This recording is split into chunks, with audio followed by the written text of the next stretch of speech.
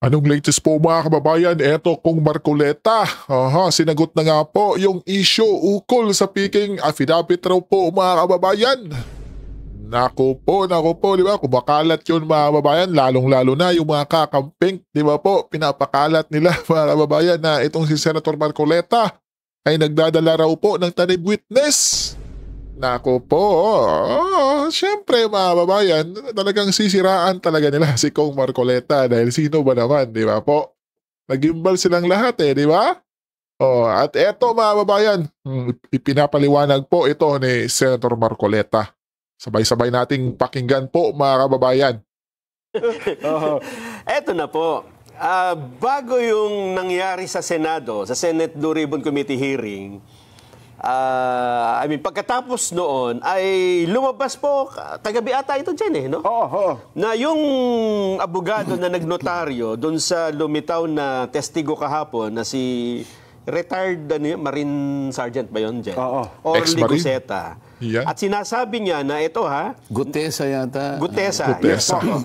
Notary Public, Attorney Pechi Rose Espera, September 25, 2025, ay categorically deny notarizing, signing, or participating in the preparation of the said document. Yung sworn statement affidavit daw po ni Guseta. The signature and notarial details attributed to me are falsified and unauthorized. Ibig sabihin, hindi daw po siya ang nag-notarize noong dokumento, nung sinumpang salaysay ni Gutesa, bagamat nandun yung kanyang pangalan. Kaya ang sabi niya rito, yan ay hindi totoong dokumento. Sen.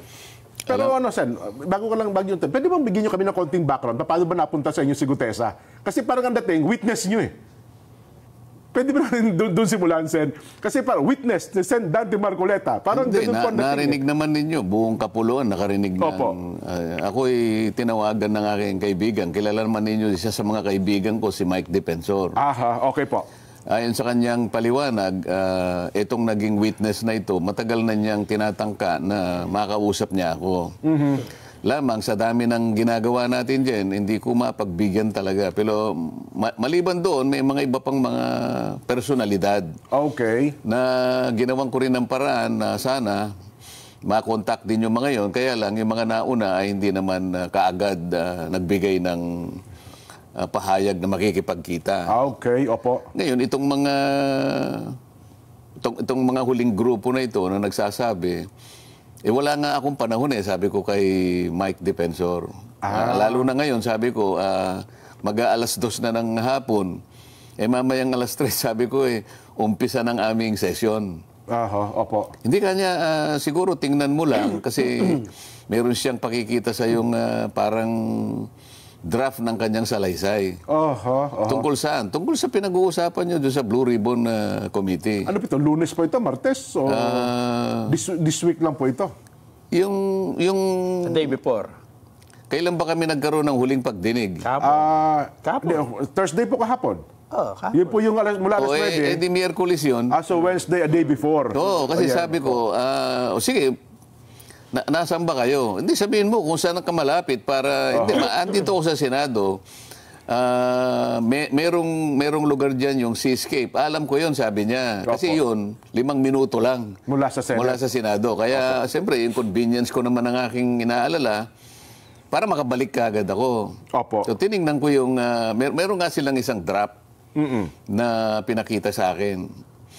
Ngayon, tinitingnan ko sa aking palagay, talaga baka akong sarili mong gawa yan? Kasi yung ibang mga pagkakatagalog kasi, pasensya na po kayo kanya, hindi po ako Tagalog, Bisaya po ako. Taga saan ka baka ako? Masbate. Sayang nga pala So, mga ang kababayan. Masbate, Jen, Nelson, ay parte ng Bicol region. Ngunit, po. ang salita doon, ang prevalent na salita is Bisaya. Opo, halo yung Bisaya at Bicol. Pero okay lang, sabi ko, naiintindihan naman yan. Maliban lang yung spelling, pakicorrect nyo na. Kasi mga spelling naman, mali-mali. Yung iba, hindi naman marami. Yun lang ang nasabi ko. O sige ka ako, hindi ako magtatagal. Sabi ko, Mike, paki-assistin nyo na lamang siya na ma-finalize yan kung... Kasi drop lang So ito rin po yung si Orly. Si Master Sergeant Orly po yung Oo, tinutukoy niyo. nandun siya. Okay, opo. Nandun naman si Mike at saka yung ibang mga kasama niya.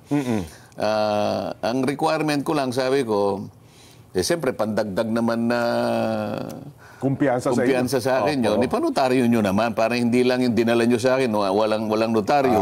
Bagamat alam ko naman na harap siya sa Blue Ribbon, hindi mo naman may iwasan na susumpa siya doon. At pagkasumpa niya, pababasa ko talaga yung nilalaman ng kanyang salaysay. Opo. At mula doon, pagtatatanungin na siya ng miyembro ng komite. Sakto yun. Malinaw yun. Pero yung para sa akin lang na pansarili kong nagustuhan, yung pagbigyan niya sa akin, notaryado. Ayun. Para makatiyak kayo. Para makatiyak ko kasi siguro nung iwanan ko sila, mga 2:30 na siguro yon. Opo.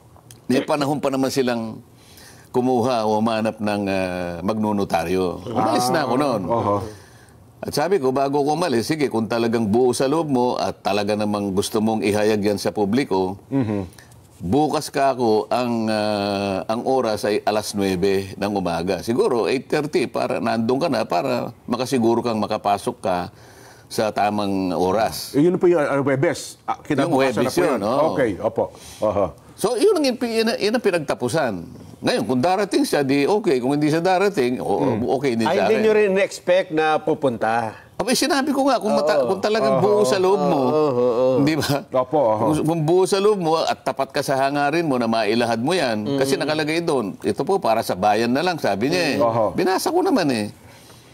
O di, sa akin, kung darating ka, okay. Kung hindi ka dumating, wala namang nawala sa akin. Di ba? Eh, dumating. Ayun. O, tapos, pagkarating niya sa akin, makabayan. ilang bang kopya ang dala mo? Opo. Meron po ako ritong 5 kopya. Ito pong 4, sabi niya, ay original. Opo. Okay? Asan ka ako yung hindi original? Ito pong huli. Binigay ko sa kanya yung huli. Yung Xerox copy, kinuha ko yung 4 na original. Kasi, ang balak ko, kaya kinuha ko yung 4, pagka-introduce ko sa kanya, bibigyan ko na ng kopya yung chairman, si Senator Lacson. Paul Ping Lacson. At saka yung si Senator SP Soto. At yung iba, siguro kung sino yung katabi ko, tsaka ako, 4. Opo. Kasi babasa ko na sa kanya eh. Para lahat kami, meron kaming kopya, lalong-lalo na yung chairman at saka yung Senate President. Tama ka ba? Ganun na nangyari. Ngayon, ang sabi nila ngayon, nabasa ko rin sa dyaryo eh, para bang kinotes ko daw yung... Kasi, kaya ko lang na binanggit na, teka muna, dahan-dahan kang magbasa, Ayun, opo. dahan-dahan kang magbasa, kung ano yung nakasulat, huwag mong lalakta. Parang kasi meron kang hindi nababasa. Alam din ni Senator Lacson yun dahil may kopya siya eh. Kasi doon sa pinakagitnang bahagi, meron siyang isang linya na hindi nabasa. Yung panapos ng papel, yung sa ilalim. Kinapos. Merong nalalaktawan doon eh. Kinapos. Hindi ko naman alam na ganun yung binabasa niya. Ngayon, yung binabasa ko yung kompleto. Bakit hindi niya binasa yung last line? Ipinalampas ko muna yun, baka magkamali. Tapos nung dumating na naman sa pangalawang pahina, nilaktawan niya na naman yung 2 pahina, ay yung 2 linya. Teka muna nga ako. Basahin mo ng maigi. Opo. Alam ni Senator Lacson at saka ni Senator Soto at saka may hawak katabi din ko, ng kopya, siguro si Senator Win, kasi may hawak kami binabasa. Sinusundan namin yung binabasa niya. Di ba? Opo. Lumalabas kasi sa social media. Sabi niya, sumagot siya, kasi po ito pong kopya ko, may putol yung sa baba. Ayun yung Xerox Kaya copy. ginawa ko, yung binigay niya sa akin, binigay ko sa kanya. Kanyang galing lahat yun, hindi naman akin yun eh. So, yun po yung Xerox copy. Siguro pagkaka-Xerox. Oo, baka ganun nangyari. Kaya ang ginawa ko, ako na nagsabi, yan, magpalit muna tayo. Makita ko nga naman, putol yung... So lumalabas sinasabi nila ngayon, kino-coach ko na naman. Ayun po, saan ang lumalabas sa social media? TikTok, halos lahat. Na lumalabas na kino-coach nyo raw itong si Hindi po, Master Sergeant yun Gutesa. pong binigay niya sa akin, kabayan. 4 na original. Kinuha ko po yun sapagkat ang bala ko, yung isa, ibibigay ko kagad kay Senator Lacson na siya yung chairman. Yung isa naman, bibigay ko kay Senator Soto, siya yung Senate President. At kung sino yung katabi ko, bibigyan ko. Opo. At saka yung isa, para sa akin. Para pag binabasa na po niya, yung kanyang statement, nasusundan po namin. Ayun, opo. Kaya alam po ni Senator Soto ang sinasabi ko, na meron po siyang nalaktawan na isang linya. Nung una, Pagkatapos yung pangalawa, 2 linya na po, hindi niya binabasa. Sayang naman. Kasi kung coach nyo, ang una magre-react yung may hawak ng affidavit. Oo. Di ba? Kasi alam po nila na hindi niya nabasa yung di sana Yun pala, sinansala ko ni kabayan. Alam niya. Ano At sabi ko, dahan-dahan ka. Dahan-dahan ka. Sabi ko, you have all the time, sabi ko pa. Para sa ganun, walang nalalaktawan. Eh, yung binabasa pala niya, Tama, kabayan. may kulang pala sa gitna. Mayroon ho bang question? Halimbawa, binabasa niya, bukod doon sa affidavit niya, ay iba ang nababasa niya doon sa kanyang... Hindi matutuloy doon sa pangalawang kasi Ayun, 2 may linya yung kulang. nawawala eh. Nawawala. Paano kung recording yun? Hindi mare-record yung sinasabi. Po yun, nakarecord Kasi sa magitan ng script. iba yung recorded eh. Yes, Kaya po. ang gusto ko, kung ano yung binabasa niya, Yun maski din sa yung record, ganun din. Yes. So, Kasi ngayon, kahit babalikan mo yun, talagang may puto. Mapapakita ko talaga eh. Putol talaga eh. So, yun pala yun. nangyari. O yun ang una. Yes. O ano pa yung isang may kinalaman dyan? Yung notaryo. Pala, kabayan, ang nangyari. O ganito. Yung si Orly ba yun? Orly Gutesa. Si Orly Gutesa, siya mismo pumunta doon sa anong Notary pangalan? public. Binalikan niya eh kasi nagkamali po yung pagkakatype yung pong December 6, 2025. Hindi po 25, 24 kaya binalikan ko po kanya. Ang ginawa po nila, kinurek lang nila tapos pinapirma sa akin. Doon sa mismong notaryo. O sige. Kaya alam ko na pumunta siya dahil nga sinabi pa niya na meron pong mali dito. Para siguro korekin din yung record na iniwan niya. Kasi kukuha ng kopya yung notaryo. Yes po. Ngayon, pag-usapan natin na sinasabi ng abogada na nagnotaryo na hindi niya pirma yon. Yung nakapangalan mismo mo doon. O sige, sabihin na natin na Ito na, kabayan. maring hindi niya Pakinggan pirma. No? Granting na hindi niya pirma. Sige po. Ngayon, sino ang maglalagay doon sa, kasi yung notaryo sa bandang baba, merong nakalagay doon, doc number, Opo. page number, Yes. book number, series of 2025. Paano niya makikita yung notarial register ng abogadong nagnotarya? Makikita mo niya anong doc number, may ilalagay niya anong number? Yung page number ng notaryo, alam niya? May papakita ba siya sa TV direct? Kasi meron nga yan, lumabas sa social media. Ilabas niyo yung pinakahuli para ma-explain malaman natin ang pinag-uusapan natin. Direct, ipakilabas nyo. Kasi nasa social media naman. yung notaryo. Para nang sa ganun ay... Para malaman ng mga kababayan natin kung ano yung binabanggit natin. Ano yung pinag-usapan Di ba natin? doon sa left side ng dokumento, yung pinakahuli, napipirma ron yung notaryo, merong doc number, page Yes. number, book number, Opo. series of yung year. Yes. Nakastampad pa yun eh. Di yun, ano? Sige po, hinahanap daw po, Pagkatapos, sir. yung sinasabi niya, yung notarial yung notarial details niya, hindi raw siya yon. Opo. Ibig sabihin, si Gutesa, kinuha niya yung stamp na yon, itinatak niya doon sa mismong lugar na kung saan siya magnonotaryo, saan niya kukunin niyo kung hindi bibigay sa kanya? Pagkatapos yung dry seal. Yes. Isa pa yun. So, ibig sabihin, si Gutesa pumasok sa kanilang opisina, siyang naglagay ng dry seal. Kung yun ang pagbabatayan natin batay sa kwento nila. Paano magagawa nung Nung Gutesa. Gutesa? Oo. So, ibig sabihin, sila rin ang gumawa nun. Ngayon, kung sino man yung pumirma doon at hindi nga siya, pananagutan ng pananagutan ng abogado Nakapirma. yun. Sana mapakita para malinaw. Sige po. Alam ko meron tayo yan eh. Habang hinahanap Sige, yun, sige. ano ang implication, anong epekto noong hindi pala, halimbawa lang, for the sake of argument, na hindi talaga notarized yung peke, yung pagkakanotaryo. Ano ang epekto nun dun sa Granting. salaysay? Opo. Ang magiging epekto niyan, wala na. Bakit? Kasi subsequent to that event, si Gutesa humarap sa komite. Humarap sa Blue Ribbon Committee at siya'y pinasumpa. Okay. At doon ay binasa niya yung kanyang sworn statement. Okay. At pagkabasa niya, pinagtatanong siya. Sa makatwid, kahit na walang notaryo yon, Okay. kahit walang notaryo yun, hindi nawala yung saysay ng kanyang deklarasyon. Kasi sumumpa siya doon eh. So, kung titingnan mo ngayon, parang yung kung tatawagin yan sa legal term, surplusage, sabi nila. Surplusage, Ibig sabihin, with or without that, nananatiling balido Yung kanyang Yung affidavit. salaysay niya. Dahil nga, sa katotohanan, nasumumpa siya. Oho. Sumumpa siya sa harap ng Blue Ribbon Committee. Nanonood ng taong bayan nung mga sandali na yon, di ba? Kaya nga. Tama po. Oo. Hindi lamang ibinigay yung mismong sworn statement, ito ay pinabasa namin. Kaya nga sinasabi ko nga sa inyo kanina pa, kailangan walang malaktawan. Ayun. Sinusundan namin yung pagbabasa ng kanyang statement eh. Aha. Dahil recorded yun. Recorded yun. Paano kung halimbawa, tingnan natin ang record, yung isang linya nawala. Pagkatapos sa susunod na linya, wala na naman. Kulang-kulang yung binasa niya. Magkakaroon ng problema doon. Ayun. Kaya ako pinaulit sa kanya, ulitin mo, dahan-dahan ka lang. Para recorded. Sa kanya yun, salita niya yun eh. Oh. Ito sa ano to? Okay na raw. Ipakita natin sa telebisyon yung binabanggit o yung dokumento. Hindi, yung pinakahuling, Yung sa huli. yung huling pahina, Last nandun page. yung... May pirma. Ayun, Yan, opo. ilaki mo nga yun. Ayun, merong nakalagay, doc number. Opo. Ano Sinumpaan at nilagdaan, Hindi yung Opo. doc number nasa Doc baba. number Yan. 255. Oh. Doc number 255. Paano makukuha Page number paano 54. makukuha nung ano yung yung 255. number ng document? Kasi makikita mo sa notarial register, susundan mo yun eh. Ang pinanggalingan mo siguro 254. So ngayon sa kanya 255. Page Nasa number.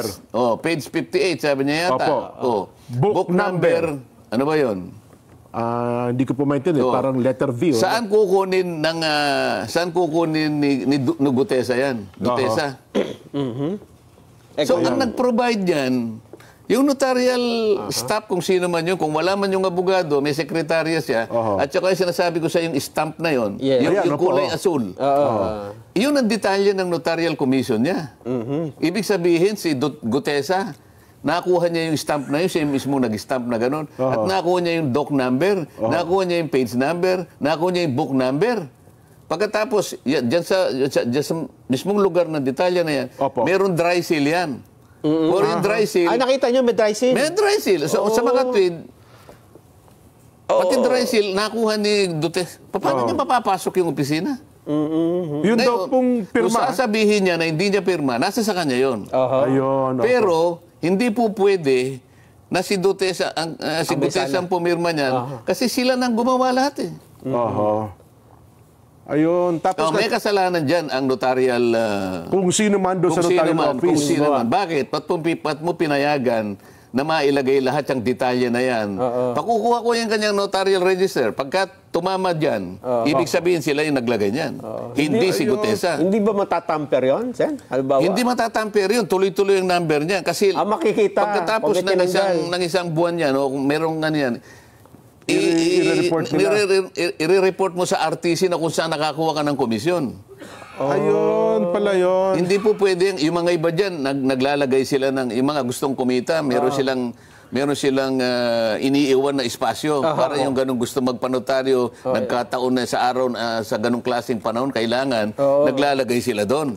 Post-dated, parang gano'n. Yung mga ganun. Undated. Lalo na, alimbawa, yung mga 2 years na ganyan, nahanap ng ganyan. Ng puwang. Ay, ngayon, mahigpit ngayon. Kaya, i-report mo yung notarial register mo, makikita mo tuloy-tuloy yan. Opo. Pasasabihin ako, yung notarial register ng abogada na yan. Opo. Ibig sabihin, tatama doon sa ginawa nila. Notarial register na ibig sabihin, nakuha ni Gutesa yung kanilang notarial register. Imposible yun. Nako, Mamumroblema pa pala yung peteche na yun pagka nagkataon. Baka akala niya, hindi siya subject to disciplinary action. Kaya kung sasabihin niya, okay, hindi ko pirma yan, maaari. Pero ikaw ang nag-facilitate para yung notarial details mo at saka lahat ng nakalagay doon, doc number, page number, book number, walang kinalaman yung Gutesa na yun. Kahit kailan hindi niya makikita at hindi niya alam kung saan niya kukunin yun. Maliban ako, sinabi yung sandali yan, nakugub ang kanyang opisina, no? Imposible naman yun. At halimbawa, Sen, may nakapanood dyan at dyan din nagpanotaryo. Nako. At ipakita, dyan ka tumi nagpapanotaryo, yan talagang pumipirma. Yari yung Si loob Atty. niya. Talagang gagawin natin dyan, kuntal para makita yung katwiran dyan. Yung notarial register, pasasabpi na natin. Ayun. Makikita mo, para ko nang nakita, tatama do sa page number, doc number, page number, book number. Yung tatlong yun. Kasi yung series of, yung year lang, madali naman yun, 2025 eh. Eh, pagka sinabing nawawala po bigla nawala. Bahala na kayong gumawa ng conclusion. So, kabida natin, halimbawa, talagang yung pirma doon, kasi meron siyang pirma Kung hindi ba nakuha natin ng staff natin? Pagkaraniwan kasi yung mga staff, kasi kung minsan wala yung basta Wala yung abogado mismo. i-ano lang sa kanya, Viber mo nga sa akin lang, babasahin ko, kanya gano'n. Pag binasa niya, okay naman sa kanya. O sige, kanya, inotaryo mo. Pwede pumirma yung mga gano'n ang ginagawa ng iba Kasi kung minsan wala siya doon Hindi naman lagi maghapon yun, nakabantay doon sa kanyang notaryo. May bayad kasi yun Yes po. Hindi ko na alam ngayon kung magkano yung bayad sa mga notaryo. Ang sabi ng isang senador, hindi ko na babanggitin para hindi na kayo mag-away-away. Kung mapapatunayan nating peke ang notaryo, mawawalan ito ng bisa at bababa ang kredibilidad ng testigo. Sinabi ng isang senador. Alam natin yan kung sino yan, kabayan. Sinabi niya. Ano yung senador? Abogado po ito. Senador na abogado. Sige po. So, paano po yun, Sen? Baka siyang bumaba ang kalidad. Kasi, hindi ba niya alam, nandun kami, ewan ko kung nandun siya, pero ang sinasabi ko, sumumpa yung witness. Okay. Si Gutesa. So ano man yung pagkukulang, halimbawa, aminin na natin kunwari lang, granting na talagang hindi yung pumirma, granting na nakuha ni Gutesa yung pangtatak. Yung Siyam na meke. Yung stamp. Pagkatapos nakuha pa niya yung notarial register na nakatago Pati yung mga numero. Makapal na libro, journal yun I-assume natin na alam niya kung saan niya kukunin yung number. Siya yung naglagay, pagkatapos nakuha niya yung dry seal, at siya yung naglagay ng dry seal. Okay? Di peki talaga, Kaya lang sumumpa nga siya. Humarap siya sa committee. Pagkatapos, binasa niya yung kanyang sworn statement. At pagkatapos nun, in-interpellate siya. Pinagtatanong pa po siya doon. Buong bansa ang nakikinig. Parang, ang ibig lang sabihin nun, nawala na, kay notaryo wala. Sa hindi. Doon na napunta So, kaya yung curative effect nung nandun na yun. Kaya wag mo sasabihin na nawalan ng visa yung... Kung halimbawa, private document lang, halimbawa, deed of sale, baka sakaling maniwala ako. Hindi naman na subject sa ano yun ito merong committee Ayun. Di ba? So kung pumunta doon, halimbawa, natapos po siya ng kanya pinanotaryo. Wala rin diferensya yun, Sen. Natapos siya. Walang notaryo. Sinabi nyo, pwede ba yung statement mo, ipanotaryo after na siya humarap sa pagdinig? Oo, kung kakailanganin pa. At para lamang lahat ng nagdududa masatisfy kahit hindi na kailangan. Sige, panotaryo nyo uli. Wala. Nako po, mga kababayan, klarong-klaro po, Anong problema kung panotaryo mo?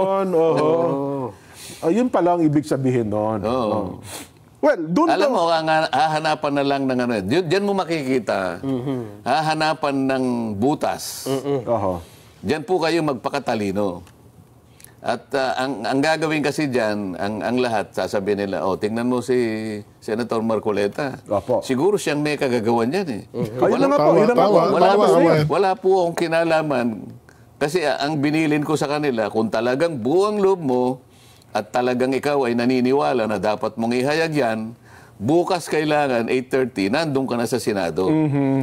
Kasi 9 o'clock ang umpisa, 8:30 kasi dami pang pagpasok mo, dami mong pipirma, dami mo, para makapasok ka, magpakaaga ka ng konti. Ako naman, nagikipagsapalaran. Kung darating, di darating. Kung hindi darating, hindi dumating. Nako. Dumating ka ba yan? So nasagot na yung dalawang tanong. Doon tayo. Nako po, mga kababayan, di ba? Pahiya na naman po yung mga ayaw kay Kong Marcoleta, mga kababayan. Di ba? Grabe, kumakalat sa Facebook, TikTok, Twitter, mga kababayan. Di ba po? Na itong si Kong Marcoleta ay yung notaryo raw po, mga kababayan, ay peke. Tapos mawawalang bisa na, di ba no? Yung ginawang pag-witness, di ba mga kabayan? Ng ex-marine? Ano ngayon mga kababayan? Mag-komento na kayo sa baba at pag-usapan natin yan.